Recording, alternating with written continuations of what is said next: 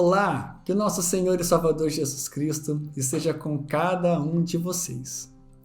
Sabe quando você encontra uma pessoa que você não via há muito tempo, mas é uma pessoa que você acabou perdendo contato e vocês já não conversam muito, já não tem mais tanto assunto, e aí você pensa assim, olha, eu vou sair dessa conversa logo mais, eu nem sei se eu quero realmente encontrar essa pessoa depois, a gente não tem mais tanta coisa em comum.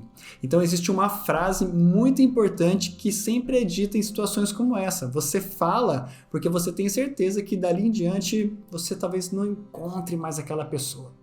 E qual frase é essa? A gente precisa marcar alguma coisa.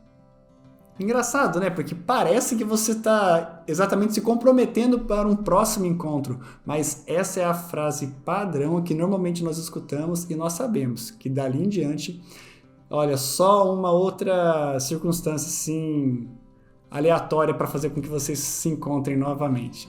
Mas hoje eu quero falar com vocês com algo que lembra um pouco dessa frase, muito comum nos nossos dias, no que João escreveu para a gente no capítulo 3, a partir do versículo 11, mas para falar dessa vez sobre um amor de verdade.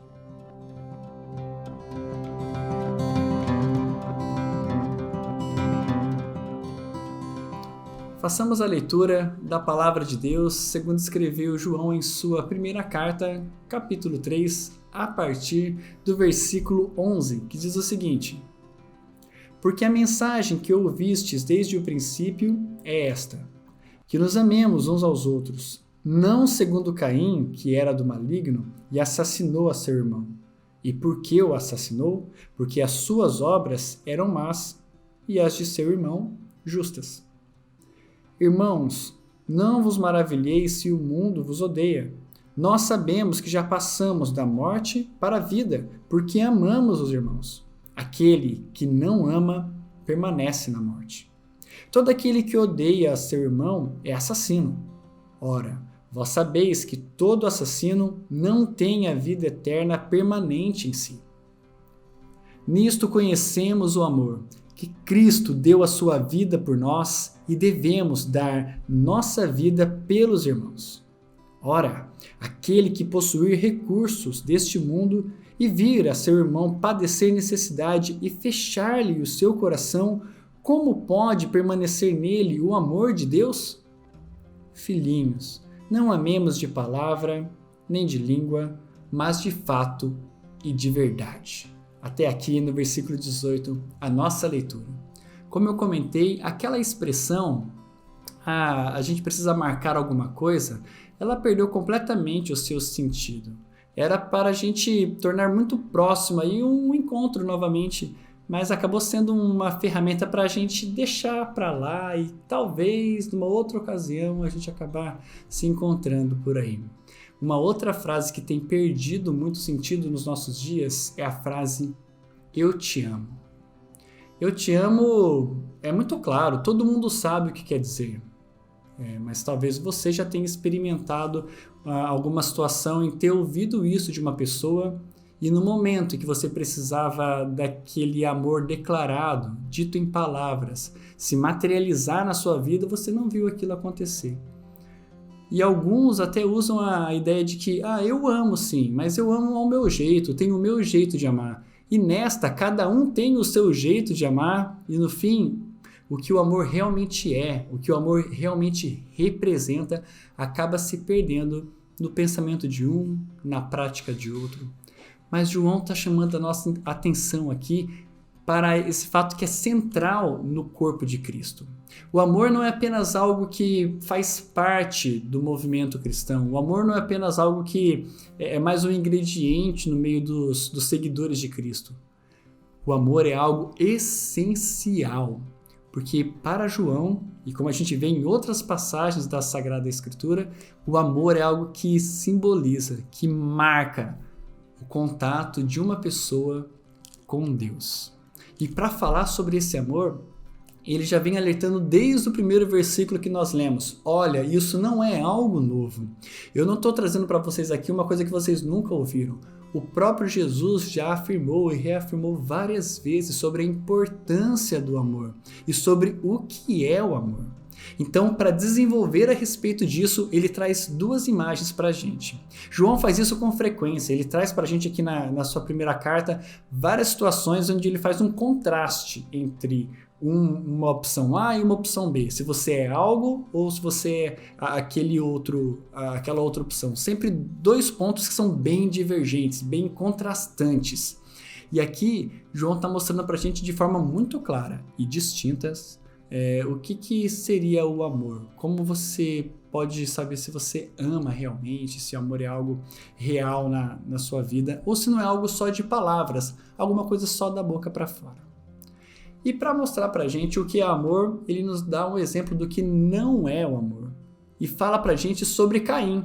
Caim é famoso, se você já leu o livro do Gênesis, você já sabe um pouquinho sobre quem ele é. E se você não leu, essa história é muito famosa, talvez você também conheça. Que por inveja, ele vai e mata o seu próprio irmão.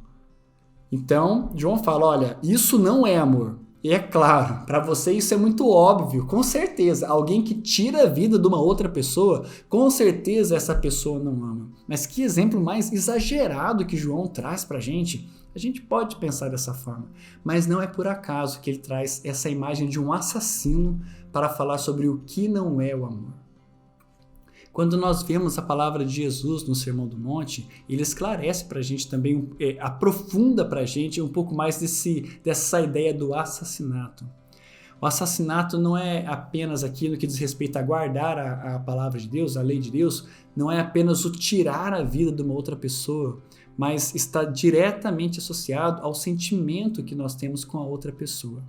E trazendo para o nosso texto aqui a forma como nós demonstramos este sentimento. Nós não devemos nos portar como um assassino. E para desdobrar um pouco essa ideia, no versículo 17, João chama a nossa atenção para a gente se analisar. Se você tem recursos, seja esse recurso financeiro, seja esse recurso algum conhecimento, seja ele tempo disponível, se você tem recursos e não usa desses recursos para auxiliar alguém que está passando por um momento de necessidade, para João, você está se encaixando nesse grupo de pessoas que não ama. E se você não ama, você odeia. A ideia do ódio aqui vai além daquele nosso conceito de alguém esbravejando, falando alto, brigando ou saindo no braço, né? Brigando com uma outra pessoa até fisicamente. Não. Parece que a ideia do ódio aqui é muito mais sutil.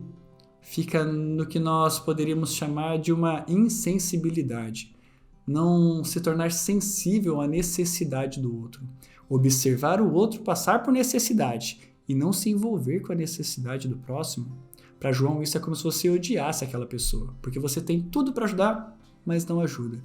E em te colocar nessa situação, ainda vem puxando naquela escala, né, de insensibilidade, logo você odeia, assassino.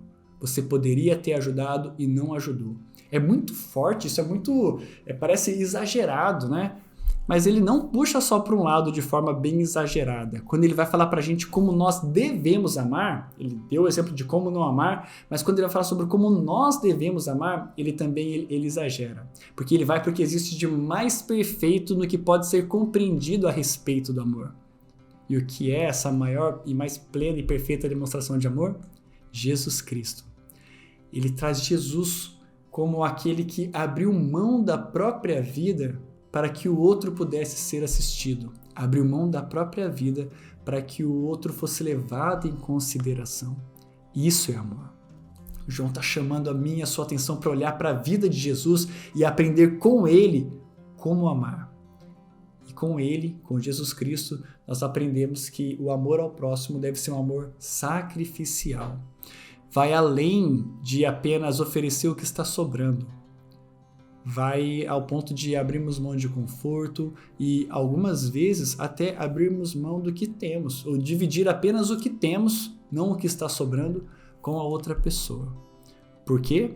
Porque nós olhamos e nos compadecemos dela. Da mesma forma como Jesus Cristo olhou para mim e para você e se compadeceu da gente. Essa é uma forma exagerada dele de mostrar para a gente sobre o que é o amor. A gente precisa olhar para essas duas imagens que João traz para a gente do assassino e de Jesus Cristo e ver a nossa vida. Como que a gente tem caminhado? Será que nós não estamos nos tornando insensíveis ao próximo? Será que a gente não está tão preocupado com apenas as nossas necessidades e o outro tem sido deixado de lado, ao ponto de passar a necessidade próximo da gente e a gente não fazer nada?